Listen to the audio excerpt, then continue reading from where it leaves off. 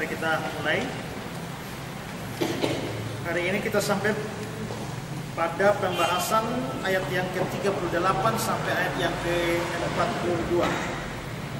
Ayat 38 sampai ayat 42. Mari sama-sama kita baca. 2, 3.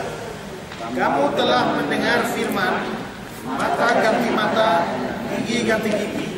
Tetapi aku berkata kepadamu, janganlah kamu melawan orang yang berbuat jahat kepadamu, melainkan siapapun yang menampar pipi kananmu, beri juga kepadanya pipi kirimu. Dan kepada orang yang hendak mengadukan engkau karena menghini bajumu, serahkanlah juga jubahmu. Dan siapapun yang memaksa engkau berjalan sejauh 1 mil, berjalanlah bersama dia sejauh 2 mil. Berilah kepada orang yang meminta kepadamu, dan jangan menolak. Baik, sekarang kita melihat ayat 38 hingga ayat 39.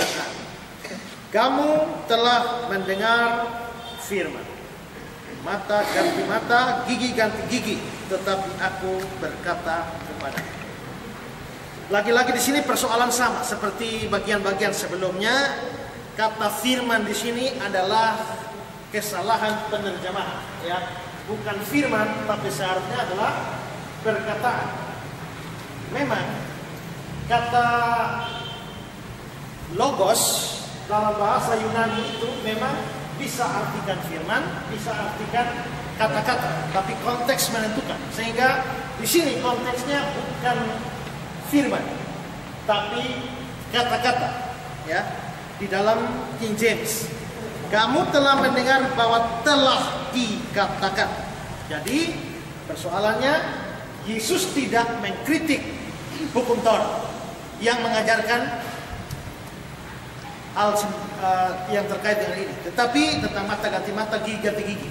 Tapi yang dia protes atau kritik adalah tafsiran para ahli Taurat tentang hukum ini, ya.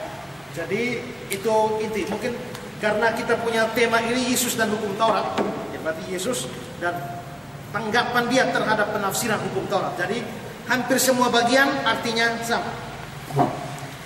Nah, di sini ada kata-kata mata ganti mata, gigi ganti gigi. Nah, ini ayat ini sebenarnya dilihat dari konteksnya. Ini adalah ayat untuk pengadilan, bukan untuk urusan pribadi. Kalau urusan pribadi bisa repot, ya. Kalau orang pukul sampai saya punya tangan patah satu, maka saya tangan ganti tangan, maka saya mesti hantam dia juga sampai tangannya putusan. Ya. Kalau orang potong telinga saya juga harus balas dia. Telinga satu juga harus terlepas. Tapi tidak, saudara. Ini bukan konteksnya pribadi. Ini konteksnya adalah pengadilan umum. Dalam hukum Taurat atau perjanjian lama memang ada hukum seperti itu. Kita lihat beberapa ayat. Imamat 24 ayat yang ke-20. Patah ganti patah. Jadi kalau patah kaki, mesti patah juga. Mata ganti mata. Gigi ganti gigi. Kalau gigi sampai rontok, mesti rontokkan giginya. Seperti dibuat orang lain bercacat, begitulah harus dibuat kepadanya. Dari cacat ganti cacat. Oh, ini hukum bahaya, ya. Ini hukum bahaya. Keluaran 21 ayat 23 sampai 25. Tetapi jika perempuan itu mendapatkan kecelakaan yang membawa maut, maka engkau harus memberikan nyawa ganti nyawa, mata ganti mata, gigi ganti gigi, tangan ganti tangan, kaki ganti kaki, lecur ganti lecur, luka ganti luka, bengkak ganti bengkak. Ulangan 19 ayat 21. Janganlah engkau merasa sayang kepadanya, sebab berlaku nyawa ganti nyawa, mata ganti mata, gigi ganti gigi, tangan ganti tangan, kaki ganti kaki. Ini hukumnya. Nah, tapi perhatikan bahwa ayat-ayat ini itu harus diartikan dalam konteks hukum pengadilan, bukan di dalam urusan pribadi. Nanti sebentar kita akan lihat konteksnya ya. Karena itu apa artinya ayat-ayat ini? Artinya adalah pengadilan harus memberikan hukuman yang setimpal dengan kesalahan orang yang diadili. Tujuan dari hukum ini justru adalah supaya tidak terjadi balas dendam. Sekarang ya saudara ya, katakanlah bahwa orang memukul saya sampai tangan saya satu patah, satu tangan patah. Terus keluarga saya marah. Misalnya Bapak Unang membuat tangan saya patah, lalu keluarga saya marah, serbu rumahnya Bapak Unang. Kira-kira kita buat apa? Ya, ya. Cenderung kurang dari tangan satu patah atau lebih dari tangan satu patah? Cenderungnya lebih, ya toh? Ya. Bisa-bisa dibunuh mati. Rumah dibakar. Istri anak tidak tahu apa-apa juga kena dampaknya. Berarti di dalam balas dendam pribadi itu kecenderungan orang membalas adalah melampaui dari kerugian yang dia derita atau alami. Nah, supaya tidak terjadi hal seperti itu, maka hukum Taurat berikan aturan. Hukum pengadilannya adalah harus setimpal. Jadi kalau lu tangannya patah satu, hukum pengadilan harus memberikan tangan patah satu, jangan tangan patah dua. Kalau balas dendam pribadi ini pasti akan lebih. Karena itu maka supaya tidak terjadi balas dendam yang berlebihan seperti itu, maka ditetapkanlah hukum ini. Hukum ini namanya lex talionis. Hukum mata ganti mata, gigi ganti gigi, itu seperti itu. Ya. Jadi tujuannya supaya jangan terjadi balas dendam pribadi yang melampaui apa yang seharusnya. Itu yang terjadi menurut hukum Taurat. Tapi para ahli Taurat menafsirkannya sebagai hukum pribadi, sehingga mereka mengajarkan boleh membalas dendam secara pribadi. Ya. Padahal dalam Perjanjian Lama ayat-ayat ini jelas bertentangan dengan balas dendam pribadi. Tidak boleh balas dendam pribadi di dalam Alkitab. Imamat 19 ayat 18. Janganlah engkau menuntut balas, dan janganlah menaruh dendam terhadap orang-orang sebangsa, melainkan kasihilah sesamamu manusia seperti dirimu sendiri. Akulah. Ya, jadi di sini ayat ini melarang, tidak bisa balas dendam pribadi. Amsal 20 ayat 22. Janganlah engkau berkata, aku akan membalas kejahatan. Nantikanlah Tuhan, dia akan menyelamatkan engkau. Tidak usah balas Tuhan, keadilan Tuhan yang akan membalas. Amsal 24, 29. Janganlah berkata, sebagaimana ia memperlakukan aku, demikianlah ku perlakukan dia. Aku membalas menurut perbuatannya. Ini kan, wah, ini berarti sebagaimana ia memperlakukan aku, demikian ku perlakukan dia. Jadi kalau dia memperlakukan aku sehingga gigiku copot dua, demikian aku memperlakukannya, aku mencopot giginya dua. Ya kan? Kalau dia memperlakukan aku sampai aku bengkak, demikianlah aku memperlakukan dia supaya dia bengkak. Tapi ayat ini bilang janganlah berkata. Kelihatan ini orang mau adil ya. Dia mau memperlakukan sesuai dengan dia diperlakukan. Tapi di sini ayat ini melarang, janganlah berkata. Berarti di dalam hukum pribadi tidak bisa berlaku. Mata ganti mata, gigi ganti gigi, tangan ganti tangan, tidak boleh. Dalam urusan pribadi tidak boleh. Kalau begitu apa maksudnya ayat-ayat tadi? Ayat-ayat tadi sekali lagi di dalam hukum pengadilan itu berlaku di sana. Ya. Jadi ahli-ahli Taurat mengajarkan ayat ini lalu mereka menafsirkannya ini untuk balas dendam pribadi. Kita lihat komentar dari Calvin. Di sini kesalahan yang lain dikoreksi. Allah telah memerintahkan melalui hukumnya, Imamat 24 ayat 20, bahwa hakim harus menghukum mereka yang melukai dengan membuat mereka merasakan sama banyak dengan apa yang mereka timbulkan. Akibatnya adalah bahwa setiap orang menggunakan ini sebagai alasan atau dasar untuk melakukan pembalasan dendam pribadi. Mereka mengira bahwa mereka tidak melakukan hal yang salah, asalkan mereka tidak menyerang lebih dulu, tapi hanya membalas secara sama pada waktu mereka dilukai atau disakiti. Jadi itu pemahaman waktu itu. Saya tidak salah, asal jangan saya yang memulai. Kalau lu mulai duluan dan saya balas sesuai perbuatanmu, saya tidak salah. Itu pengajaran ahli Taurat begitu. Yang memulai duluan yang salah. Terapkan itu bisa mata ganti mata, gigi ganti gigi, maki ganti maki, ya kan? Bisa begitu ya. Yang penting kan lu yang mulai duluan. Ya. Jadi tipu ganti tipu, apalagi semua hal kita bisa memakainya seperti itu. Albert Barnes di tempat-tempat ini, maksudnya adalah sejumlah ayat itu. Di tempat-tempat ini itu diberikan sebagai peraturan untuk mengatur keputusan dari hakim, dari hakim ya, dalam hukum pengadilan.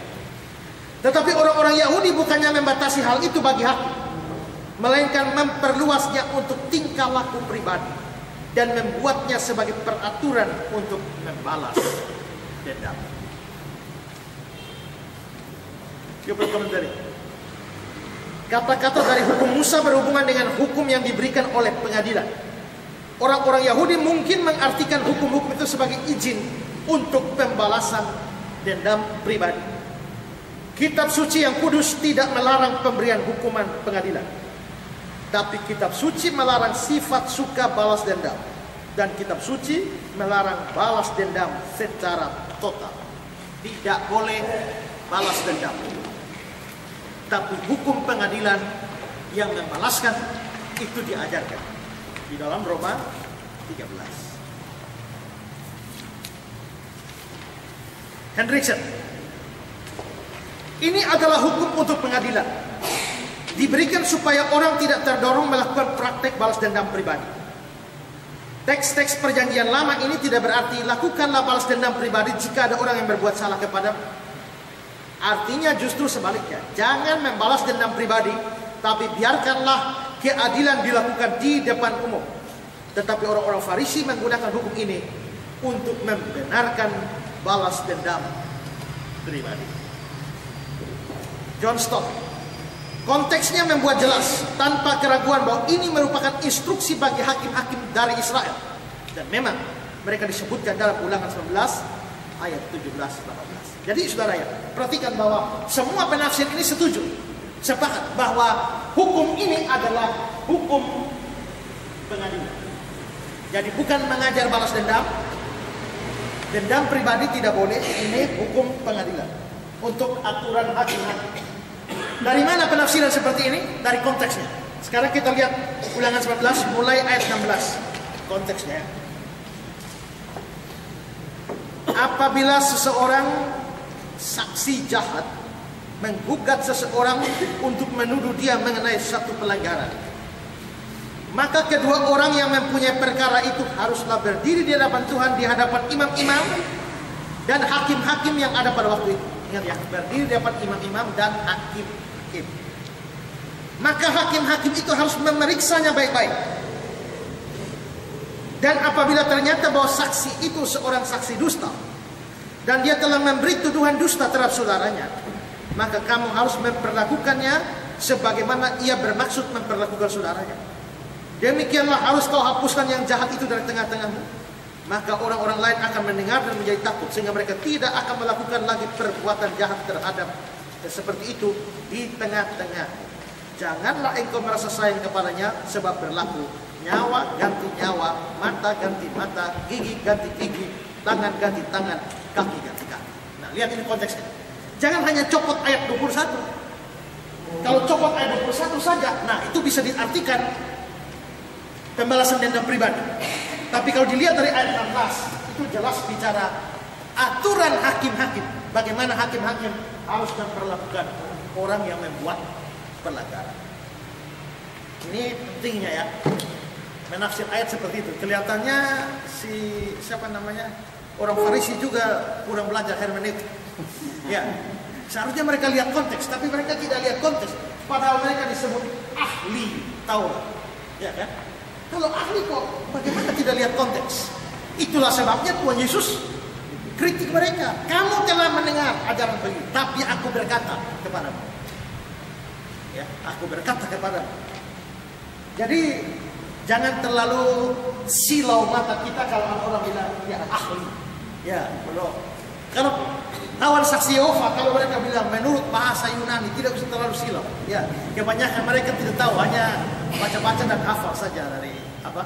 Karena buku mereka sudah bilang begitu, lalu mereka tiru-tiru begitu ya. Itu saksi Yehova itu kan. Ketemu pembantu rumah tangga saksi Yehova, begitu omong dia pun dia bilang, oh tidak Pak, bahasa Ibraninya adalah El Gibor. Wah, biasa ya. Ini Nina yang pembantu rumah tangga, saya tahu bahasa Ibrani El Gibor. Tidak usah silau terlalu dengan ini, dengan pandangan seperti itu. Saya waktu debat sama David Menders, dia punya satu kebiasaan dalam mengutip. Dia kutip banyak sekali. Kutipan banyak sekali dan selalu ditambah dengan embel-embel untuk menunjukkan bahwa orang itu betul-betul pakar. Ya. Menurut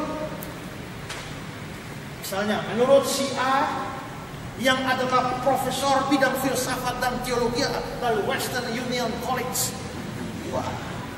yang menamatkan studi S3-nya dengan cum laude, tambah begitu, jadi mengangkat ini orang begitu tinggi, seolah-olah dengan orang seperti itu maka pernyataan dia memiliki otoritas yang hebat, sehingga membuktikan bahwa Yesus bukan Allah dan sebagainya.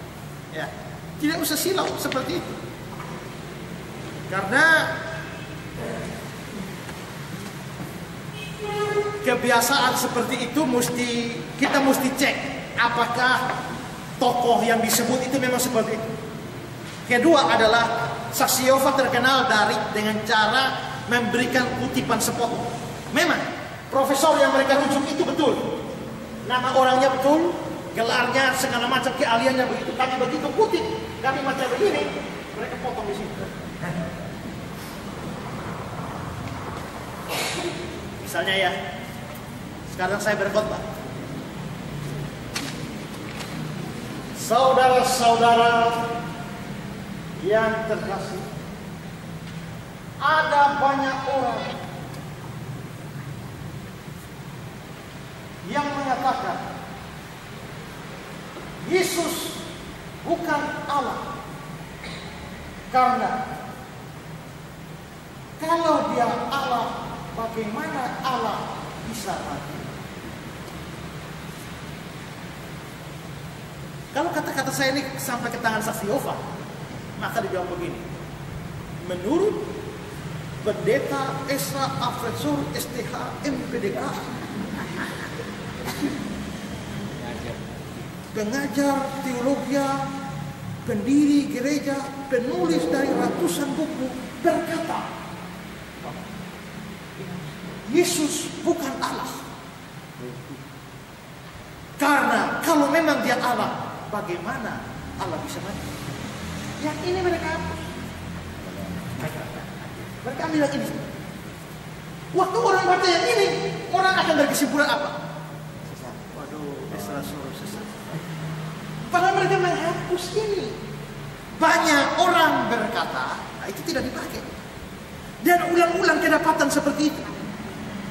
Ulang-ulang kedapatan seperti itu.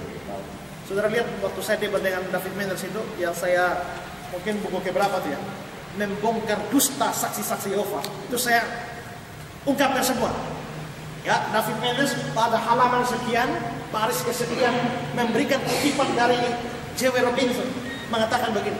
Tapi sekarang lihat kata-kata asli dari J.W. Robinson di buku ini. Kutip lihat, ternyata J.W. Robinson tidak berkesimpulan seperti yang disimpulkan oleh Menders. Tapi Menders membuat J.W. Robinson seolah-olah mendukung saksi Yehova. Nah, itu bahaya. Ya, itu bahaya. Itu menipu. Jadi mereka kelihatannya bukan menipu tanpa sadar, itu secara sadar menipu pembaca. Ya, menipu pembaca. Dan itu memfitnah para tokoh yang kata-katanya dikutip sebagian itu. Itu memfitnah. Nah, jadi selalu perhatikan bahwa konteks dari satu pembicaraan, konteks dari satu percakapan, satu tulisan selalu harus diperhatikan. Ya, selalu diperhatikan.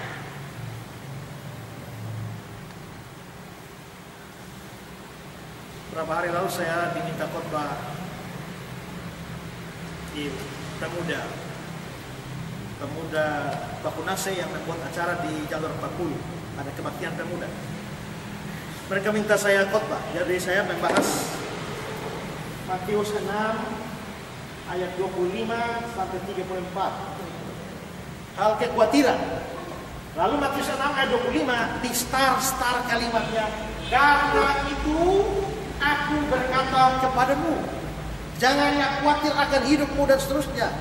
Karena itu, saudara, permulaan satu perikop didahului dengan kata karena itu tidak masuk akal. Kecuali dia berhubungan dengan perikop sebelumnya. Saya tidak bisa jalan-jalan ketemu Opa, lalu saya bilang, Opa, karena itu. Kita akan bingung, ada apa? Ya kan? Mesti ada sesuatu dulu, baru karena itu baru bisa muncul. Nah, begitu juga karena di ayat 25 dari Matius 6 ini muncul karena itu. Jangan khawatir akan apa yang kau makan minum pakai. Itu berarti harus ada hubungan sebelumnya. Nah, hubungannya apa? Perikop sebelumnya adalah tentang hal mengumpulkan harta. Maka di situ Tuhan Yesus bilang, janganlah kamu kumpulkan harta di dunia. Di dunia, ingat dan karat merusakkannya, mencuri dan membongkarnya. Kumpulkanlah harta di surga. Di sana, ingat dan karat tidak bisa merusaknya. Pencuri tidak bisa mencuri dan membongkarnya. Jangan kamu kumpulkan harta di dunia, tapi kumpulkanlah harta di surga. Jangan kumpul harta dunia, kumpul harta surga. Kira-kira pendengar kalau begitu dengar begitu kamu bilang apa? Ingat, jangan kumpul harta di dunia, kumpul harta di surga saja. Orang akan bilang apa? Kita masih di dunia. Kalau tidak kumpul harta di dunia, terus makan apa? Terus minum apa? Terus pakai apa? Nah, berarti ada protes dan keberatan. Dengan ajaran kumpul harta di surga, muncul keberatan. Kita makan apa, minum apa, pakai apa?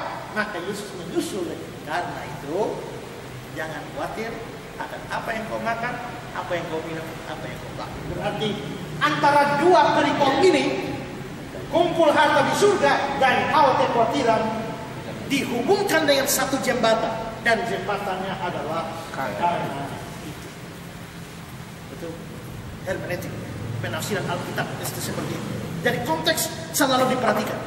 Nah, kalau konteks tidak diperhatikan, maka jadilah segala macam kekacauan penafsiran.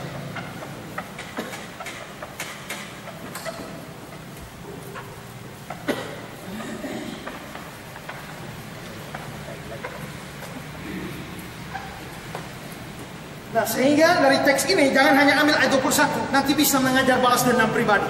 Dilihat ayat 16, mulai ayat 16, itu jelas bicara tentang aturan bagi hakim di dalam pengadilan. Sekarang poin keempat, latar belakang munculnya hukum ini dan pelaksanaannya. Di sini kutipan dari Barclay cukup panjang, kita akan lihat. Yesus mulai dengan mengutip hukum tertua di dunia. Mata ganti mata dan gigi ganti gigi. Hukum ini dikenal sebagai lex talionis. Hukum-hukum ini sering dikutip sebagai hukum-hukum yang haus darah, kejam atau ganas, dan tidak berbelas kasihan dari perjanjian lama. Tapi sebelum kita mengkritik, ada hal-hal yang tertentu yang perlu diperhatikan dari hukum ini. Pertama, lex talionis sama sekali bukan merupakan hukum yang kejam atau ganas atau haus darah. Tapi dalam faktanya justru merupakan permulaan dari belas kasihan. Tujuan orisinilnya, tujuan aslinya jelas adalah untuk membatasi balas dendam. Pada zaman kuno atau zaman dahulu, dendam keluarga dan permusuhan yang turun-temurun merupakan ciri dari masyarakat suku. Jika seseorang dari satu suku dilukai oleh seseorang dari suku yang lain, maka segera semua anggota dari suku yang dilukai keluar untuk membalas dendam kepada semua anggota dari suku dari orang yang melakukan hal itu. Jadi yang dibalas bukan hanya orang yang membuat, sekalian satu suku. Ini dibilang lex ini untuk pada zaman kuno. Pada zaman kuno, kalau ada suku A dan suku B, ada orang dari suku A, satu orang dilukai oleh satu orang suku B, yang satu dilukai ini mengajak seluruh suku A. Mereka serbu, bukan serbu satu orang ini, serbu seluruh suku B. Maka akhirnya terjadi perang suku. Ini zaman kuno.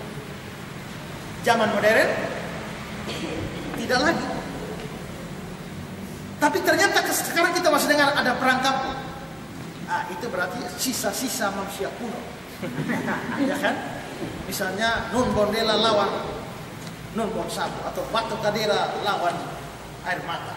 Nah, kira-kira begitu. Perang kampung. Dan itu sering terjadi. Berarti kita itu sisa manusia-manusia kuno. Nah, karena itu maka lihat, kesalahan satu orang itu dia melibatkan, satu korban melibatkan semua anggota suku. Tapi satu orang penyebab mengakibatkan semua suku kena dampak. Kalau ini sudah diserbu semua, mereka akan balas lagi. Ini akan balas lagi, dan ini tidak selesai. Itu pada zaman itu seperti itu. Jika seorang dari satu suku dilukai oleh seorang dari suku lain, maka segera semua anggota dari suku yang dilukai keluar untuk membalas dendam kepada semua anggota dari suku dari orang yang melakukan hal itu. Dan balas dendam yang diinginkan tidak kurang dari kematian, sampai mati. Itu lebih. Tadi mungkin hanya bengkak, tapi ini sampai mati. Hukum ini secara sengaja membatasi balas dendam. Lex talionis ini secara sengaja membatasi balas dendam. Hukum ini menetapkan bahwa hanya orang yang melakukan hal itu yang harus dihukum. Dan hukumannya tidak boleh lebih dari luka yang telah ia lakukan dan kerusakan yang telah ia perbuat. Dilihat dari keadaan sejarahnya, maka hukum ini bukan hukum yang kejam atau ganas, tapi hukum belas kasih. Coba dengan apa yang terjadi seperti ini, suku ini balas suku ini, mari kita terapkan hukumnya. Mata ganti mata. Kalau yang ini, orang dari suku ini membuat mata dari orang suku ini buta, mata ganti mata, maka yang membuat ini mata ganti mata harus dibutakan matanya. Kalau harus dibutakan matanya, mata siapa yang dibutakan? Matanya, bukan mata sukunya, ya kan? Matanya, mata yang membuat, berarti tidak mungkin perbuatan dia mengakibatkan semua anggota keluarga, anggota suku kena akibat. Tidak. Hanya dia. Hanya dia, dan dia kan membuat buta mata. Maka akibatnya hanya pada matanya. Tidak bikin dia bikin mata, terus akibatnya adalah matanya, kakinya, telinganya, tangannya, rumahnya, binatangnya, hartanya, mobilnya, budiman, palaskan semua. Wah, itu jadi kacau. Karena itu diberikanlah aturan mata ganti mata, gigi ganti gigi, kaki ganti kaki, tangan ganti tangan, supaya tidak terjadi kerusakan yang lebih besar seperti ini. Jadi hukum lex talionis dituduh ganas atau begitu buruk, tapi ternyata justru hukum itu untuk mengatur yang begini supaya tidak terjadi kekacauan yang lebih besar. Itu pertama. Kedua, selanjutnya, ini tidak pernah merupakan hukum yang memberikan hak individual atau hak pribadi untuk memaksakan balas dendam. Tapi hukum ini selalu merupakan hukum yang menetapkan bagaimana seorang hakim dalam pengadilan harus memperkirakan atau membebankan hukuman. Konteksnya begitu di dalam Ulangan 11:18. Jadi itu poin kedua.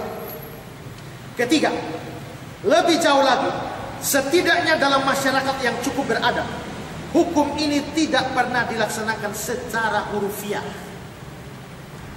Dilakukan hurufiah tidak. Mata ganti mata. Kalau dia membutakan mata orang lain, mata dia harus dibutakan. Berarti hakim harus membuat buta orang itu.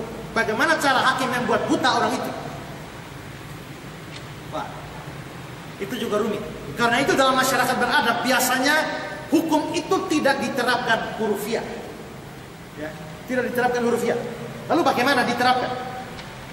Juri-juri atau hakim-hakim Yahudi secara benar berargumentasi bahwa melaksanakan hukum ini secara hurufiah dalam faktanya bisa membalikkan keadilan. Karena itu jelas bahwa melibatkan penggantian mata yang baik atau gigi yang baik untuk mata yang buruk atau gigi yang buruk. Karena itu luka yang dilakukan lalu ditaksir dengan uang.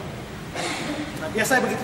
Dalam peraturannya begitu, tapi dalam pelaksanaannya mereka tidak betul-betul hurufiah.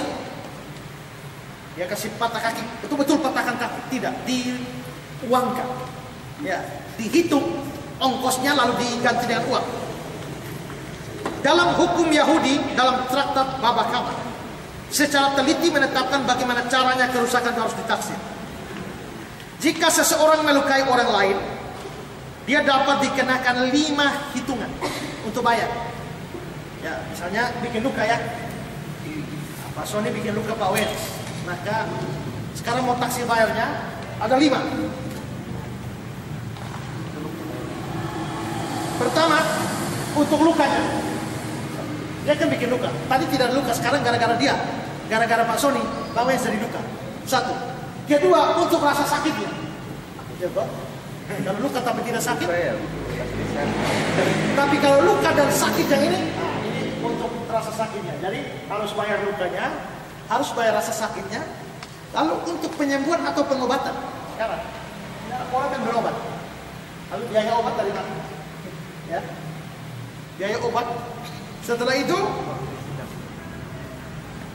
untuk waktu yang hilang. Untuk waktu yang terhilang atau terbuang gara-gara dia sakit, tidak bisa kerja. Ya, jadi sekarang itu kerugian dia akibat tidak kerja, waktu yang terbuang. Ya, atau ya mungkin gara-gara dia luka, dia sakit, lalu tidak ketemu rekan bisnis jadi bangkrut, patah. Nah, itu diperhitungkan. Ya, gara-gara kamu lukai saya sakit, saya tidak bisa ikut PA, hitung berapa. Begitu, ya. Dan untuk penghinaan yang diderita, ya, untuk penghinaan yang diderita, mungkin juga ya ada sakit-sakit tertentu yang justru membuat orang merasa terhina. Kalau sekadar tangan luka di sini kan mungkin kita merasa tidak terhina, ya, tidak terhina. Tapi misalkan bahwa ada orang yang memukul seseorang sampai dia gila, ya, sampai dia mengalami kegilaan, itu kan sesuatu yang hina. Ya, oh, itu orang gila, orang mengok sudah sinting gara-gara dipukul kepalanya. Nah, itu penghinaan, itu mesti dihitung. Nah, sekarang setelah dihitung semua baru ditotal kira-kira berapa. Ya, itu diatur begitu. Berkenaan dengan luka, nomor 1 ini, ya, berkenaan dengan luka, orang yang terluka dipandang sebagai budak yang akan dijual di pasar pada waktu itu. Ya. Harganya sebelum dan sesudah luka itu terjadi ditaksir. Dan orang yang bertanggung jawab untuk luka itu harus membayar perbedaan harga tersebut. Ya, misalnya seandainya orang tidak luka, kalau jual di pasar, ya, berapa dia? Oh, kalau dijual 5 juta. Tapi gara-gara luka yang kamu buat, begitu dijual, tinggal 3 juta. Berarti ada selisih 2 juta. Nah, di sini 2 juta. 2 juta. Hitungnya begitu. Ya. Hitung seperti itu. Kedua, berkenaan dengan rasa sakit. Nah, ini nomor 2 ya. Berkenaan dengan rasa sakit, ditaksir berapa uang yang mau diterima oleh seseorang yang mengalami rasa sakit dari luka tersebut. Dan orang yang bertanggung jawab untuk luka itu harus membayar jumlah itu. Ini tingkat rasa sakitnya. Wah, saya itu sakit luar biasa, jadi mesti 2 juta. Kalau sakitnya biasa 1 juta, tapi ini sakit luar biasa, ini 2 juta. Ya. Dia bertanggung jawab untuk kerugian harga dari orang yang diluka. Berkenaan dengan penyembuhan atau pengobatan. Nomor 3. Orang yang melukai harus membayar semua pengeluaran untuk pengobatan yang dibutuhkan sampai kesembuhan yang sempurna terjadi. Berobat berapa? Ya, misalnya 2 juta. Ya, berobat 2 juta. Berkenaan dengan kehilangan atau kerugian waktu, orang yang melukai harus membayar kompensasi untuk upah yang hilang, sementara orang yang terluka tidak bisa bekerja. Ya, misalnya, gara-gara itu saya sakit 1 minggu. Gara-gara saya 1 minggu, sedangkan penghasilan saya per hari itu, kalau saya kerja, itu bisa, ya, kalau saya jual ikan 1 hari di Oibak, kira-kira saya bisa dapat sampai 500.000. Tapi sekarang saya sakit 1 minggu. Berarti 500.000, ya? 3 juta. Karena hari Sabat tidak dihitung. 3 juta. Jadi 6 saja. Jadi 3 juta. berapa? 3 juta. Oke, hitungnya begitu. Ya. Dan dia juga harus membayar kompensasi jika orang yang terluka itu tadinya mempunyai kedudukan yang baik dan sekarang tidak. Ya. Misalnya dia kerja sebagai apa ya?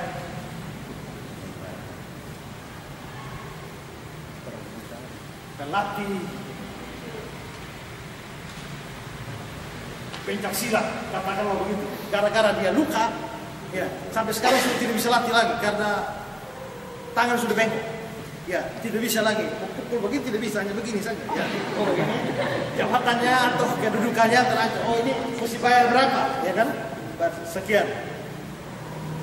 Dan sekarang karena luka itu hanya cocok untuk pekerjaan yang lebih buruk atau lebih hina. Itu diperhitungkan. Berkenaan dengan penghinaan, orang yang melukai harus membayar kerusakan untuk perendahan dan penghinaan yang diberikan oleh luka tersebut. Nah, itu yang poin kelima. Dan semua itu. Nah, kalau begitu 12 juta. Nah, maka dibayarkanlah 12 juta kepada si korban. Dan dengan demikian hukum lex talionis sudah dilakukan. Jadi tidak dilakukan hurufiah. Betul-betul mata ganti mata, gigi ganti gigi, tangan ganti tangan. Misalnya orang mata lagi bagus-bagus. Lah gara-gara misalnya ditusuk oleh Pak Wes, tahu akhirnya buta. Sekarang dia tidak bisa kerja dengan baik lagi karena urusan mata itu. Ya. Maka dia mesti mengganti dengan hak. Dan itu ketiga. Keempat. Dan yang terpenting dari semua harus diingat bahwa lex talionis sama sekali bukan merupakan seluruh etika perjanjian lama. Ada kilasan-kilasan dan bahkan kemegahan-kemegahan dari belas kasihan dalam perjanjian lama.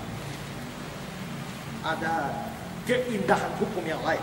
Barangkali Allah menyebutkan beberapa ayat itu. Imam 18. Janganlah engkau menuntut balas, janganlah menaruh dendam terhadap orang-orang sebangsamu, melainkan kasihilah sama manusia seperti dirimu sendiri. Akulah Tuhan. Nah, jadi jangan hanya lihat hukum lex talionis, maka bilang, oh perjanjian lama buruk. Masih ada hukum lain yang menopang perjanjian lama sehingga hukumnya menjadi sangat bermoral dan beretika. Amsal 25 ayat 21. Jika seterumu lapar, musuhmu lapar, berilah dia makan roti. Jikalau dia dahaga, berilah dia minum racun. Oh tidak ya? Minum air. Ya. Amsal 24 ayat 29. Janganlah berkata, sebagaimana dia memperlakukan aku, demikian ku perlakukan dia. Aku akan membalas orang menurut perbuatan. Ratapan 3 ayat 30. Biarlah dia memberikan pipi kepada yang menamparnya, biarlah kenyang dengan cerca.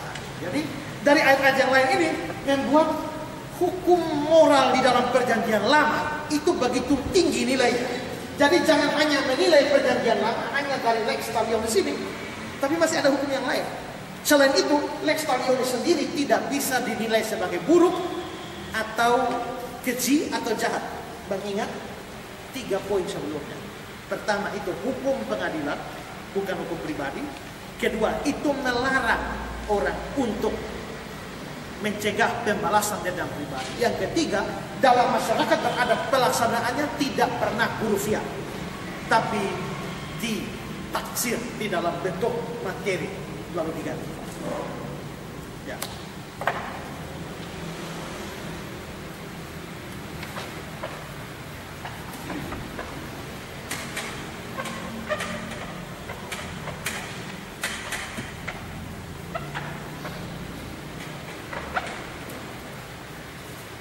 Sekarang poin C, ajaran Yesus dalam persoalan pribadi. Itu tadi kan masalah hukum ya, masalah pengadilan.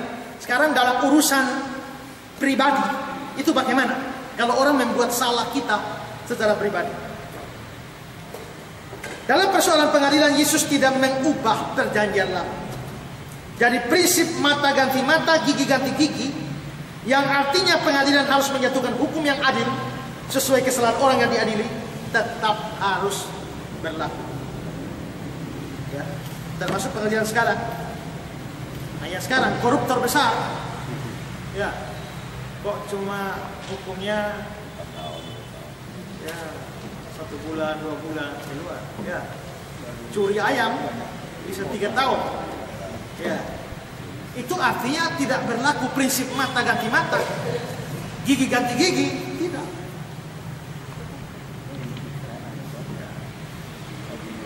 Harusnya kalau orang curi ayam lalu masuk penjara harus berlaku hukum ayam ganti ayam.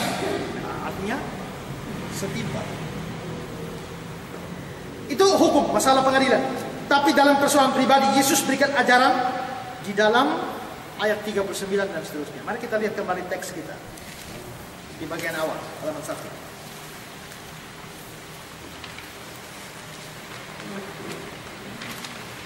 Ini kalau masalah pribadi ya. Tapi aku berkata kepadamu, jangan kamu melawan orang yang berbuat jahat kepadamu. Kalau orang buat jahat, jangan lawan. Melainkan siapapun yang menampar pipi kananmu, beri juga pipi kirimu. Dan kepada orang yang hendak mengadukan engkau karena mengingini bajumu, serahkan juga jubahmu. Kalau dia mau baju, sekalian yang jubah. Baju itu dalam ya. Untuk orang Yahudi, kalau jubah itu luar, yang luar. Jadi kalau lu mau yang dalam, kasih sekalian yang luar. Supaya lu puas. Kira-kira begitu. Kalau lu minta motor saya sekaligus kasih dia mobil-mobil supaya lu puas. Tapi nanti kita pelajarin ayat apa maksudnya. Ya. Dan siapapun yang memaksa engkau berjalan 1 mil, berjalanlah bersama dengan dia. Apa artinya? Nanti kita pelajari. Berilah kepada orang yang meminta kepadamu dan jangan menolak orang yang mau meminjam daripadamu. Jadi kalau ama mau meminjam, harus kasih. Nah, begitu ya. Tidak boleh menolak. Bagaimana artinya? Nanti kita bahas. Ya. Itu ajaran Yesus untuk urusan pribadi. Kita lihat komentar dari Bapak. Sedikit teks-teks dari perjanjian baru yang mempunyai lebih banyak hakikat dari etika Kristen di dalamnya daripada yang satu. Jadi maksud Bapak maksudnya begini, bahwa soal etika, ya, hukum ini yang Tuhan Yesus ajarkan punya hakikat moral yang sangat tinggi.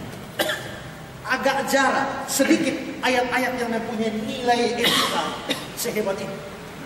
Ya.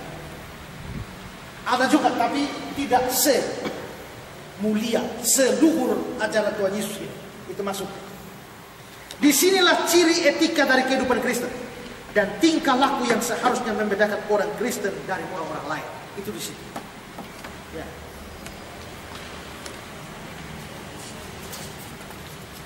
Sekarang mari kita bahas ayat 39 sampai 42 satu persatu. Sekarang mulai dari ayat 39. Tetapi aku berkata kepadamu, jangan kamu melawan orang berbuat jahat kepadamu. Melainkan siapapun yang menampar pipi kananmu, beri juga kepadanya pipi kirimu. Kita bahas potong dia, potongan per potongan, frase per frase. Janganlah melawan orang yang berbuat jahat kepadamu. Jadi kalau ada orang berbuat jahat, jangan lawan. Apa maksud itu? Kita lihat komentar stop. Kita tidak bisa menerima perintah Yesus, jangan kamu melawan orang yang berbuat jahat kepadamu, sebagai satu larangan mutlak untuk menggunakan semua kekuatan, termasuk polisi. Kecuali kita siap untuk mengatakan bahwa Alkitab bertentangan dengan diri sendiri dan rasul-rasul. Salah mengerti Yesus. Maksudnya apa? Maksudnya John Stott. Maksud John Stott bilang, jangan artikan ayat ini seolah-olah jangan melawan orang yang berbuat jahat padamu. Jangan mengartikan bahwa itu berarti kita tidak bisa buat apa-apa. Misalnya polisi. Misalnya, kalau orang mau datang serbu kita di sini, bakar gereja, mereka buat jahat dalam gereja kita. Lalu kita lapor polisi. Lalu orang bilang begini, oh, kamu gereja kau lapor polisi? Tidak boleh itu. Lihat ayat ini. Janganlah melawan orang berbuat jahat kepadamu. Jadi kalau mereka bakar gereja, biarkan saja, jangan lapor polisi. Atau misalnya ada orang curi uang di gereja, lalu kita lapor polisi. Dia mencuri uang gereja, dia telah berbuat jahat kepada gereja. Waktu kita lapor polisi, orang bilang jangan lapor polisi dong. Kenapa? Ayat Matius 5 ayat 39, janganlah kamu melawan orang berbuat jahat padamu. Nah, John Stott mengatakan, kalau kita menafsirkan begitu, maka kita sedang mengatakan bahwa semua rasul itu salah mengerti Yesus. Mengapa? Karena dalam faktanya, rasul-rasul sendiri itu juga tetap memberikan perlawanan. Ya, memberikan atau bahkan berlindung pada kekuatan hukum. Seperti Paulus misalnya, yang naik banding kepada kaisar dan sebagainya. Jadi, jangan melawan orang yang berbuat jahat kepadamu, tidak boleh diartikan mutlak. Kalau diartikan mutlak, maka kacau semua. Kemarin saya ditelepon oleh Ibu Mada. Ibu Mada yang urusan tanah. Dibilang telepon bahwa ada 11 orang dari lingkungan di sini telah menghadap dia di rumahnya, mengkritik gereja karena kenapa gereja sekarang tidak kasih air lagi, tapi tutup itu sumur. Ya. Dan mereka mau mengatakan bahwa kalau memang gereja tidak kasih air lagi, mereka akan datang tutup sumur ini. Mengapa? Karena dulu mereka yang gali ini sumur. Lalu saya bilang begini, tidak betul Ibu seperti itu. Karena begini, dia jelaskan pada saya, Pak, ingat bahwa dulu itu kan tanah saya. Saya kasih sewa orang, lalu orang tanam sayur di sini, mereka yang gali ini sumur, Pak. Jadi kalau memang sekarang tidak kasih mereka air, mereka akan datang tutup ini sumur. Saya bilang tidak bisa begitu, Ibu. Itu sumur mereka dulu, tanah Ibu itu sumur mereka.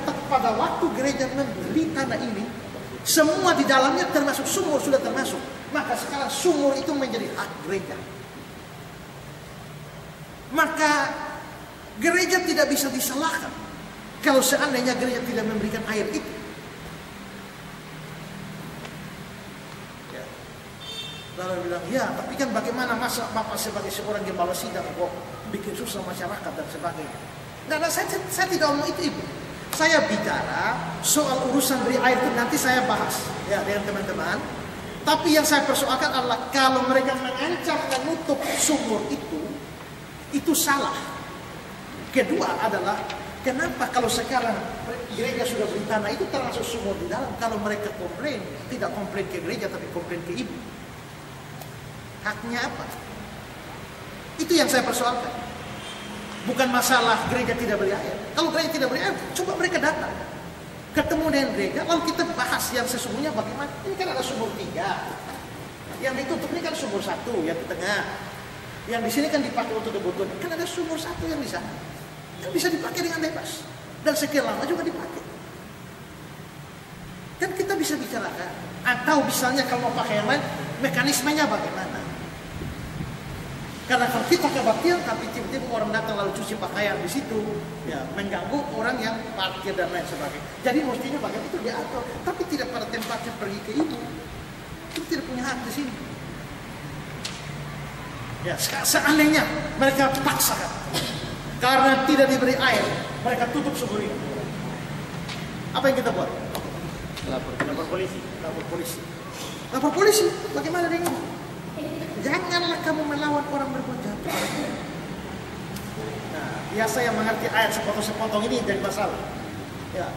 Ayat ini tidak boleh berlaku secara mutlak.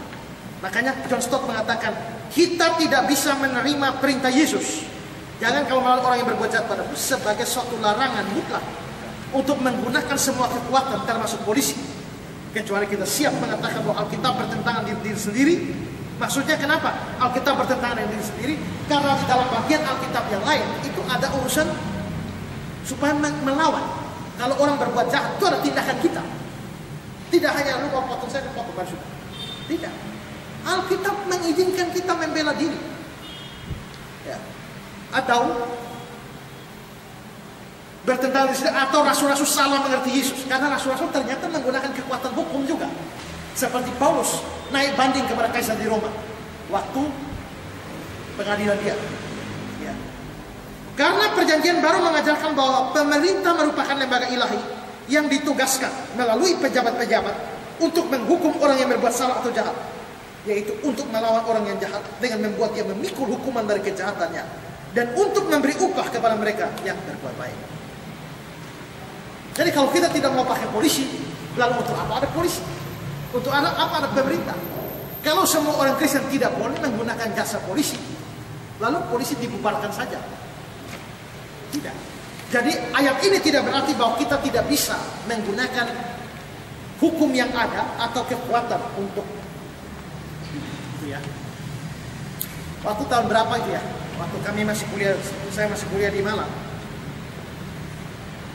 Ada isu tentang pembakaran gereja-gereja dan sekolah-sekolah teologi. Dan intelijen sudah mendeteksi semua sekolah teologi di Malang itu menjadi sasaran pembakaran. Termasuk isunya sudah begitu hebat sampai mencekam. Karena itu maka malam itu Pak Frans Tauhoke memerintahkan supaya semua perempuan yang ada di kampus itu harap jangan ada yang pakai rok, semua pakai celana. Supaya kalau bergerak lari, bergerak cepat. Lalu pagar bagian belakang sana yang tingginya mungkin segini, itu sudah dibobol. Supaya apakah terjadi serangan, langsung perempuan-perempuan diamankan, lari ke lapangan sana. Sedangkan laki-laki semua, kita disuruh siapkan pentungan. Ya, besi-besi, kayu-kayu apa segala macam. Dan kita ditempatkan, karena untuk asrama stand itu tinggi. Ya, orang untuk naik itu mesti naik panjang. Nah, maka kita disiapkan di sini-sini. Kekuatan penuh ditaruh di pagar depan, pintu depan. Ya, pagar depan, pintu depan.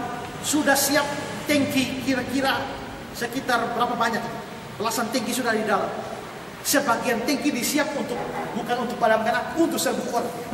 Ya, untuk serbu orang. Nah, pada waktu itu ada yang usul supaya semua dikasih kabel listrik. Begitu masuk tusuk mati semua. Tapi itu tidak disetujui. Ya, tidak disetujui. Tapi semua kekuatan laki-laki semua mesti siap.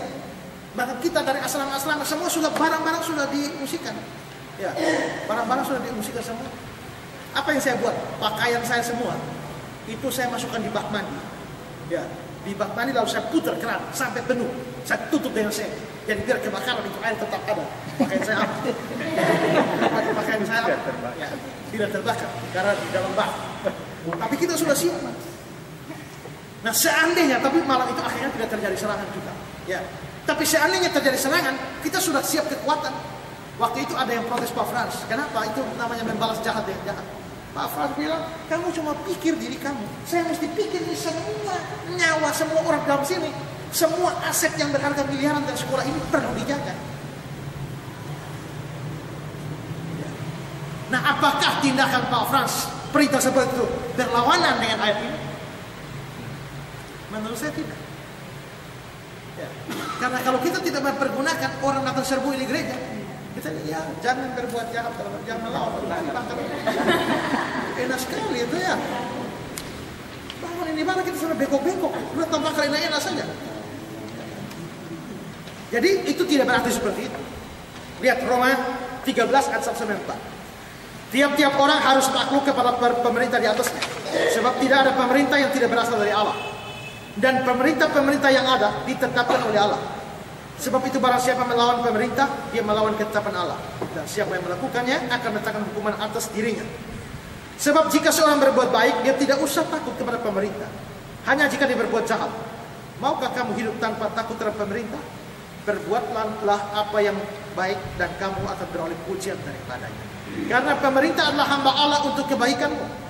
Tapi jikalau engkau berbuat jahat, takutlah akan dia, takut akan pemerintah. Karena tidak percuma pemerintah menyandang pedang. Maksudnya pemerintah sama pedang, siap menghukum yang bersalah. Itu maksudnya pemerintah menyandang pedang. Pemerintah adalah hamba Allah untuk membalaskan murka Allah kepada mereka yang berbuat jahat. Ya. Jadi pemerintah itu hamba Allah untuk membalas orang yang berbuat jahat. Karena itu maka tidak salah kalau gereja misalnya atau orang Kristen menggunakan jasa pemerintah untuk melawan orang-orang yang berbuat jahat. Karena memang pemerintah adalah hamba Allah, ditetapkan oleh Allah untuk melawan kejahatan. Ya, jadi tidak bisa artikan ayat itu seperti itu. Stop. Saya kira pembedaan yang dilakukan oleh Luther antara pribadi dan jabatan, atau seperti yang bisa kami katakan secara individu dan lembaga berlaku. Orang Kristen harus sepenuhnya bebas dari balas dendam. Bukan hanya dalam tindakan, tapi juga dalam hatinya. Tapi sebagai seorang pejabat negara atau gereja, dia mendapati bahwa dirinya dipercaya dengan otoritas dari Allah untuk melawan kejahatan dan menghukumnya. Kalau saya pribadi, tidak masalah. Tapi saya misalnya orang serbu gereja, saya sebagai pemimpin gereja tidak bisa diam. Mesti melakukan sesuatu demi mengamankan. Itu seperti yang saya bilang tadi, yang Pak Frans suruh itu. Jadi ayat ini tidak berarti seperti itu.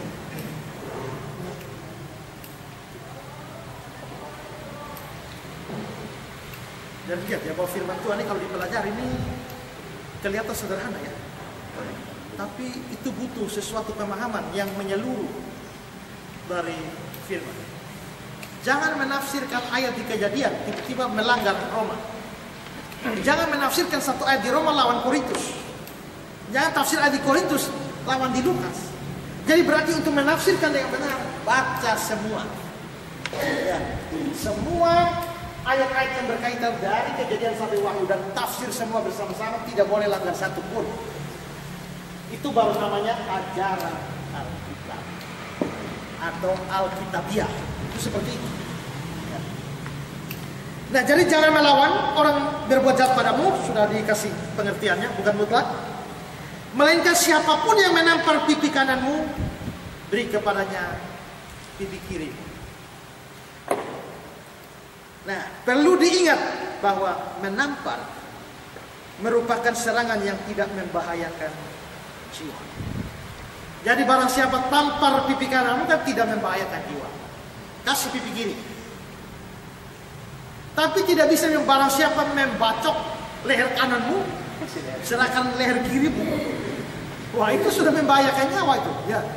Jadi di sini menampar tidak bisa diartikan, tidak harus diartikan itu serangan tidak membahayakan jiwa.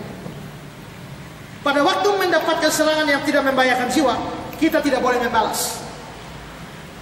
Tapi kalau serangan itu membahayakan jiwa, orang Kristen boleh membela diri. Karena kita juga harus mengasihi diri sendiri. Ya kan? Nah, kalau saya orang mau potong saya belah lagi. Itu kan saya mati, saya tidak mengasihi diri. Kalau saya mengasihi diri, saya harus melawan atau membela diri saya.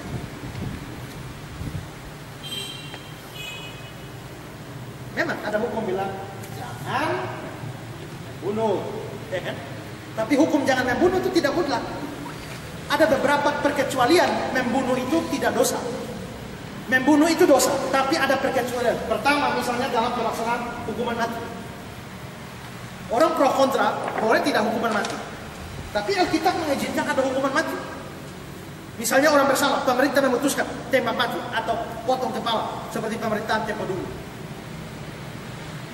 Pemberian hukuman mati asal berdasarkan keadilan itu tidak bisa diartikan sebagai dosa. Kedua, dalam perang membela negara secara nasional. Kalau perang membunuh orang, tentara membunuh orang itu dosa. Orang Kristen tidak boleh jadi tentara. Tapi Alkitab tidak pernah larang orang Kristen jadi tentara. Berarti menjadi tentara itu bukan satu dosa. Padahal menjadi tentara yang menjaga keutuhan bangsa apabila serang. Saya tentara. Tahu-tahu datang musuh, Om Nathan ada muka itu. Kita sudah sama-sama angkat senjata. Kalau saya tidak tembak, dia tembak tubuh saya. Lalu saya bagaimana? Sebagai orang Kristen, saya persilakan dulu. Kan tidak bisa begitu kan? Iya kan? Kalau saya tidak ditembak, saya ditembak. Kalau saya tidak menembak, saya ditembak. Ditembak saya duluan. Nah itu tidak dianggap sebagai dosa sepanjang perangnya bukan agresif, tapi membela negara. Nah di sini susah ya. Karena kita agak kesulitan ini antara membela negara dengan menyerang negara orang lain. Nah itu rumit. Tapi di dalam pembelaan bangsa dan negara itu tidak dianggap sebagai dosa. Ketiga, di dalam persoalan pribadi, membela diri secara nasional kalau tidak salah, maka membela diri secara pribadi juga tidak. Dalam situasi kalau tidak dibunuh, kalau tidak membunuh, maka dibunuh. Kalau tidak dalam situasi seperti itu, boleh lari. Misalnya saya dikejar orang mau dipotong, lari. Kalau bisa lari, lari. Hindarkan diri dari itu. Tapi misalnya sudah lari, tahu-tahu sampai di pojok, jalan buntu, gang buntu, dan mereka sudah datang, ya, dengan pisau kayu dan sebagainya. Apakah saya pasrah saya mau mati, saya mati? Kalau saya pasrahkan diri saya seperti itu, saya melanggar hukum kasihi dirimu sendiri. Pada waktu dia mau sembuh, saya refleks ambil kayu, hantam duluan, mati dia. Apakah saya dosa? Tidak. Itu membela diri dalam situasi khusus. Kalau tidak membunuh, dibunuh. Ya. Alkitab tidak pernah kecam itu. Dan itu ada contoh dalam Alkitab. Ya. Saya lupa ayatnya di mana. Kalau ada orang masuk merampok di dalam rumah, ya. Terus tuan rumah membunuh orang yang merampok. Di dalam rumah itu tuan rumah tidak bersalah. Tapi apabila besok pagi tuan rumah baru tahu bahwa dia dirampok dan dia kejar orang itu bunuh di sini, tuan rumah bersalah. Ada ayat. Mengapa? Mengapa kok bunuh perampoknya di sini tidak bersalah, bunuh perampok di sini di luar rumah salah? Karena kelihatannya di sini ini situasinya khusus. Kalau dia tidak bunuh, dia dibunuh, maka dia bunuh di sini dan dia tidak salah. Tapi kalau sudah besok pagi baru dia cari orangnya, berarti situasinya bukan membunuh atau dibunuh, itu mau balas dendam, maka dia bunuh. Terus pembunuhan yang sadis terjadi di Sumba yang baru saja, ya. Orang potong orang di lampu merah, ya. Waktu dia potong pakai dalam nama Yesus, plak, dalam nama Yesus sikat, ya. Loh kenapa kok bisa pakai dalam nama Yesus? Karena dia anggap ini orang iblis. Jadi sambil potong pakai dalam nama Yesus, dalam nama Yesus. Itu sudah terjadi bukan pada situasi di luar konteks itu, sehingga itu disebut balas dendam. Ya, bukan membela diri. Jadi membela diri itu bukan dosa. Jadi untuk serangan yang membahayakan nyawa. Juga terjadi kasus dalam Ester pasal 9. Saudara baca di sana. Raja sudah memutuskan orang Yahudi boleh dibunuh. Pada zaman itu kalau raja sudah berikan keputusan tidak bisa dicabut kembali. Maka si siapa? Haman ya. Haman yang mempengaruhi raja untuk membunuh orang Yahudi, membuat raja sudah mengeluarkan dekret. Pada tanggal itu semua orang boleh bunuh orang Yahudi. Wah, maka disitulah perannya Ratu Ester. Ester yang dibawa Mordekai pergi menghadap raja. Lalu akhirnya raja mau terima permintaan Ester. Tapi masalahnya dekret sudah keluar. Pada hari ini siapa saja boleh bunuh orang Yahudi. Raja tidak mungkin tarik itu peraturan. Karena peraturan sudah keluar tidak bisa ditarik. Maka raja solusinya, raja memberikan dekret baru. Pada tanggal yang sama Kalau ada orang mau bunuh orang Yahudi boleh bunuh mereka kembali sebagai pembela adil. Dan Alkitab tidak pernah kecam itu. Ya. Jadi kalau orang serbu kita di sini, ya mau bunuh di sini, kita mesti bela diri. Tapi kalau menampar itu tidak membahayakan nyawa. Jadi boleh kasih pipi yang sebelah. Ya. Tapi tidak boleh kasih leher yang sebelah. Karena kasih leher sebelah dibacok itu membahayakan nyawa. Albert Barnes, prinsip umum yang ia tetapkan adalah bahwa kita tidak boleh melawan kejahatan. Tapi bahkan pengarahan umum ini tidak boleh ditekankan secara terlalu ketat. Kristus tidak bermaksud untuk mengajar bahwa kita harus membiarkan keluarga kita atau diri kita dibunuh. Dan bukannya melakukan perlawanan. Hukum alam dan semua hukum, baik hukum manusia maupun hukum ilahi, membenarkan pembelaan diri pada waktu jiwa ada dalam bahaya. Itu hukumnya begitu. Tak usah manusia, binatang saja, itu hukumnya begitu. Saya lihat ada video di mana tuh ya, di YouTube atau di mana tuh ya, bagaimana seekor gajah mengganggu anak dari seekor badak dan membuat badak ini marah. Ya, lalu itu gajah tuh mau injak itu anak badak. Makanya mamanya badak marah. Maka terjadilah perkelahian hebat antara mamanya badak lawan gajah. Dan itu perkelahian itu disuti. Ini ada orang yang secara kebetulan melihat pertarungan itu disuting. Jadi pertarungannya hebat. Berakhir dengan mamanya badak luka-luka luar biasa. Sampai akhirnya mau diobati tidak tertolong lagi. Akhirnya mati. Dengan menyedihkan. Tapi biarpun dia mati dengan menjadikan minimal dia sudah menunjukkan perlawanan terhadap gajah. Itu tindakan bela diri. Ya.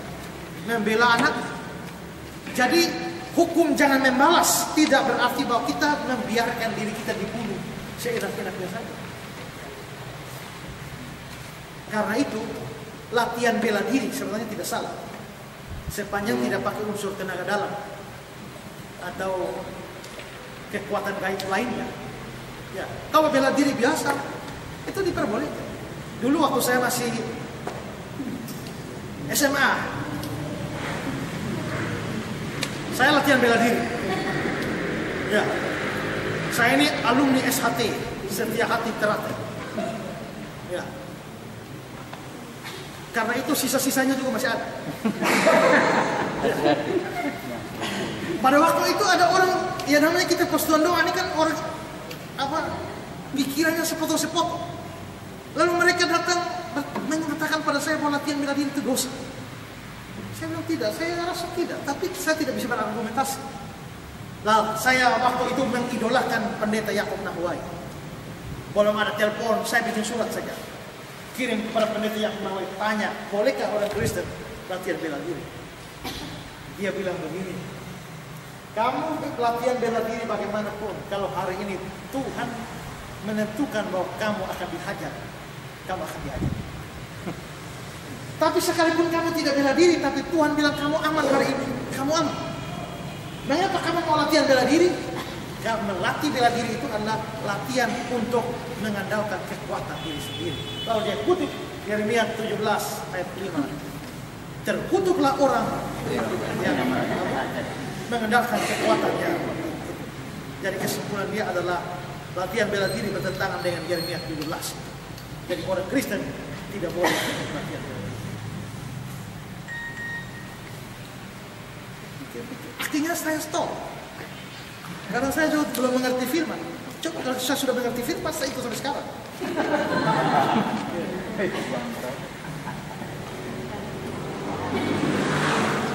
Tapi tahu-tahu saya ketemu Pak Budi Asani, dia petinju lagi. Dan latihan tinju terus sampai sekarang. Iya. Karena kalau masuk rumah Pak Budi itu ada sansak besar di situ ya. Dan tiap pagi dia main Kenapa latihan begini ya? Sekalian olahraga, sekalian bersiap. Waktu tahun 98 isu-isu ganyang Cina, ya orang cara orang Cina dan sebagainya, kan mereka juga terancam. Jadi Pak Budi siap pipa, besi pipa untuk bela diri. Ya. Jadi dia akan turun dari mobil, makan dari rumah makan, dia bawa di pipa tar. Terus serang dia angkat. Apakah itu salah? Tidak. Itu persiapan untuk menjaga diri.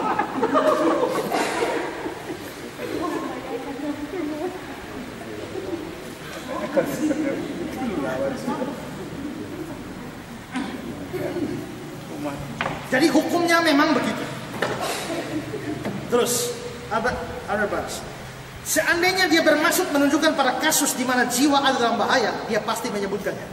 Sebaliknya, dari melakukan hal itu, dia membatasi dirinya pada hal-hal kecil. Maksudnya, kalau Tuhan Yesus memang mau mengajarkan bahwa mau dibunuh pun tidak boleh melawan, pasti Tuhan Yesus akan tunjukkan. Misalnya Tuhan tidak akan pakai contoh barang siapa tampar pipi kanan mau dia mungkin pakai contoh yang lebih ekstrim. Ya. Barang siapa potong kepalamu, lehermu sebelah kiri, berikan juga lehermu sebelah kanan. Kalau dia mau bermaksud mengajar bahwa dalam kasus apapun tidak boleh melawan. Tidak. Maksudnya berbahasa begitu. Seandainya Yesus bermaksud untuk menunjuk pada suatu kasus di mana jiwa adalah bahaya, dia pasti akan menyebutkan. Sebaliknya dari melakukan hal itu, dia membatasi diri pada hal-hal kecil, misalnya tampar. Pada hal-hal yang relatif remeh. Dan berkata bahwa dalam hal-hal ini kita lebih baik menerima hal yang salah daripada kita masuk ke dalam pertengkaran dan pengadilan. Kasus pertama adalah pada waktu kita ditampar pada pipi. Itu remeh. Dalam hal remeh seperti itu, tidak usah dibalas. Tidak usah mempersoalkan itu. Beri pipi kiri. Poin C. Tamparan pada pipi kanan sekalipun tidak membahayakan jiwa, tapi merupakan satu penghinaan yang besar. Orang yang tidak kidal, ini kan ya, ingat ya, itu ayat yang barang siapa tampar pipi kananmu, beri pipi kirimu.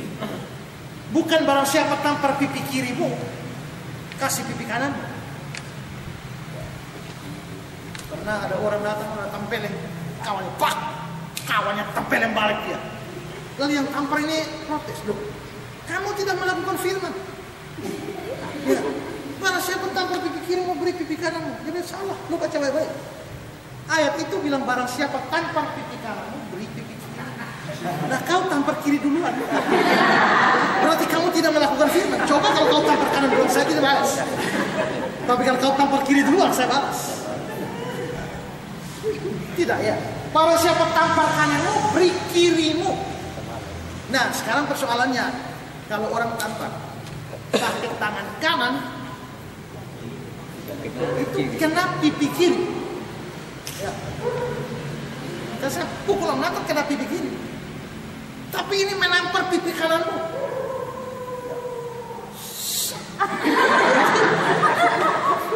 Dan tidak. Nah, maka di situ yang terjadi adalah menampar dengan punggung tangan, bukan dengan telapak tangan. Kalau dengan telapak tangan mesti kena di pipi kiri.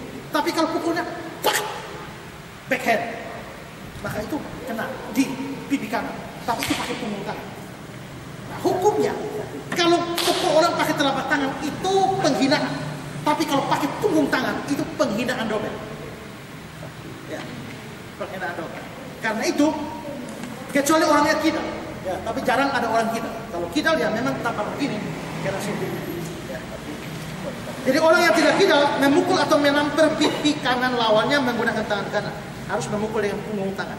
Dan menurut Babre merupakan penghinaan dobel dibandingkan dengan tamparan menggunakan telapak tangan. Menurut hukum Rabi Yahudi, memukul seseorang dengan punggung tangan merupakan penghinaan dobel dibandingkan dengan memukul dengan telapak tangan. Jadi hukumnya lebih, penghinaannya lebih besar. Jadi dalam hal ini, seandainya ada penghinaan yang besar, kalaupun itu tidak membahayakan nyawa, maka itu tidak boleh dibalas. Itu maksudnya. Nah sekarang yang jadi persoalan adalah beri juga pipi kirimu. Apa maksudnya? Ya, hantam kena di kanan ini sebelah lagi. Ya. Komentar dari Albert Bratz. Kasus pertama adalah pada waktu kita ditampar pada pipi, daripada menantang dan berkelahi, kita harus menerimanya dengan sabar dan memberikan pipi satunya. Tetapi ini tidak menghalangi kita untuk memprotes dengan tegas, tapi lembut ketidakadilan dari hal itu, dan berkeras bahwa keadilan harus dilakukan kepada kita, seperti jelas dari teladan Sang Juru Selamat sendiri. Yang 12 ayat 23. Nanti sebentar saya jelaskan semua. Robertson, orang-orang yang berpegang teguh pada penghurufiahan yang ekstrim akan mendapatkan problem dengan tingkah laku Yesus dalam Yohanes 15, di mana Yesus pada waktu menerima tamparan di wajahnya memprotes hal itu. Tuhan Yesus sendiri waktu ditampar, dia tidak sorong pipi sama, dia justru protes orang yang tampar dia. Itu kalau saya lihat tampar mukanya, bukan pipinya. Ya, Di mana? Kalau yang saya lihat. Tele.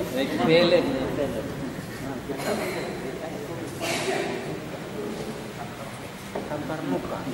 Kalau belakang kan di tempat mati, mati. Bagaimana? muka jadi muka yang mana? Yang disebut muka itu yang mana? Wajah. Mulai dari testa sampai di dalam. Wajah kan? Ya, wajah itu. Jadi di sini juga muka, di sini juga muka, di sini juga muka. Ya, jadi yang tidak bisa kita mengartikan pipi berarti kita harus di sini. Kalau kena di sini berarti bukan pipi lagi. Ya, karena kalau orang pukul itu kan dia tidak perlu ukur, dia tidak perlu perajalan, dia perlu sentimeter. Dia hantam-hantam saja. Jadi itu mungkin bisa hantam di sini. Ya. Jadi boleh dikatakan, tetap bisa dikatakan bahwa sekalipun dibilang muka, tapi itu juga pasti tidak harus diartikan betul-betul pas pipi. Tidak ya. Yohanes 18:22-23. Ketika dia mengatakan hal itu, seorang penjaga berdiri di situ menampar mukanya sambil berkata, "Begitukah jawab putra imam besar?" Jawab Yesus kepadanya, "Tampar juga pipi satu." Tidak. Jikalau kataku itu salah, tunjukkan salahnya. Tapi jikalau kataku itu benar, mengapa yang kau menampar aku? Dia protes. Nah, kalau kita mau mengartikan bahwa tampar pipi kanan kasih pipi kiri, lalu diartikan hurufiah, lah Tuhan Yesus sendiri yang mengajarkan, tapi Tuhan Yesus tidak melakukan. Itu berarti bahwa maksud, dan kita hanya punya dua kemungkinan. Kemungkinan pertama adalah Tuhan Yesus tidak melaksanakan apa yang diajarkan, atau yang kedua, Tuhan tidak bermaksud menyerahkan pipi kiri untuk ditampar itu dalam pengertian hurufiah. Dan kita tidak mungkin memilih pilihan pertama. Pilihan kedua yang harus dipilih, dan itu berarti bahwa kata-kata barang siapa tampar pipi kanan, beri pipi kiri, itu tidak hurufiah. Calvin beranggapan bahwa penafsiran hurufiah justru merupakan sesuatu yang mendorong kejahatan si pemukul. Karena apa?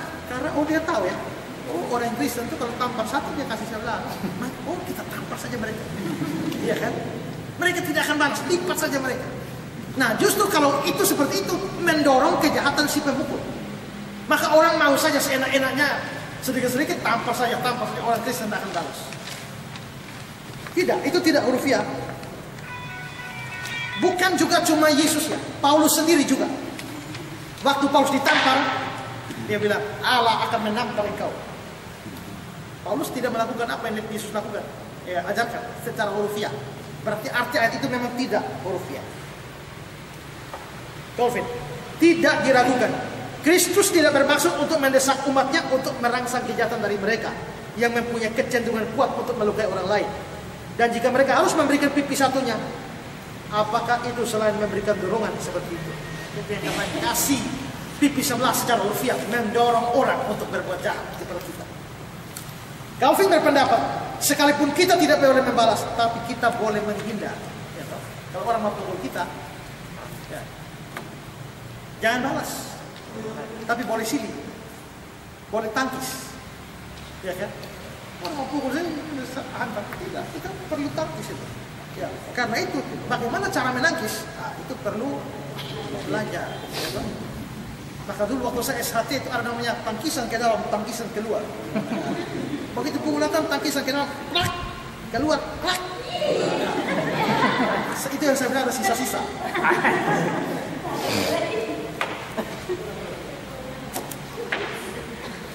Jadi boleh menghindar, boleh menangkis. Calvin, ada dua jalan untuk menahan atau melawan. Yang satu dengan menghindari luka melalui tindakan bertahan, yang lain dengan membalas. Sekalipun Kristus tidak mengizinkan umatnya untuk melawan kekerasan dan kekerasan, tapi dia tidak melarang mereka untuk berusaha menghindar serangan yang tidak adil atau benar. Ya. Karena itu misalnya kalau saya kena di pojok dan diserang, saya tangkis tidak bisa ada kesempatan lari, saya pukul satu kali lalu saya lari supaya ada peluang untuk lari. Menurut saya itu tetap tidak salah. Ya, tidak salah. Itu tindakan bela diri. Calvin lagi, saya mengakui bahwa Kristus menahan tangan kita maupun pikiran kita dari balas dendam. Tapi pada saat seseorang mempunyai kuasa untuk melindungi diri sendiri dan miliknya dari luka atau kerugian tanpa melakukan balas dendam, kata-kata Kristus tidak menghalangi atau melarang untuk bertindak. Kesamping secara lembut dan bertahan dari serangan yang mengancam. Jadi yang dilarang adalah membalas dendamnya, serangan demi membalas dendam. Tapi kalau serangan untuk sekedar bisa lolos, tidak ada salah. Makanya saya bilang tadi, kalau saya terpojok, tidak ada kesempatan lari karena dia maju terus, saya harus membuat dia sedikit mundur supaya ada kesempatan lari, dan itu bisa merupakan serangan. Ini penting dipikirkan ya. Pada saat-saat di mana satu hari nanti orang Kristen ditekan sedemikian rupa, ya kita jangan hanya itu namanya mati konyol ya. Memang ada orang yang terlalu tulus pakai ayat ini, tapi itu bukan tulus, itu bodoh ya.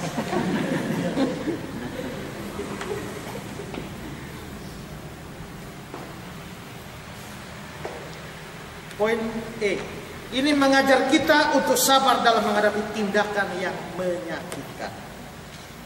Sebaliknya, Kristus memberitahu mereka bahwa sekalipun hakim dipercaya untuk membela masyarakat dan diberi otoritas mengekang orang jahat dan menekan kekerasan atau kekejaman mereka, tapi merupakan kewajiban dari setiap orang untuk menanggung dengan sabar tindakan yang menyakitkan yang dia terima. Jadi ada hukum mata ganti mata, mata gigi ganti gigi, itu diserahkan ke pengadilan. Tapi sambil itu diserahkan ke pengadilan, kita yang mengalami kerugian ini harus tetap menerimanya dengan kesabaran dan tidak boleh membalas dendam. Ya, tidak boleh membalas dendam.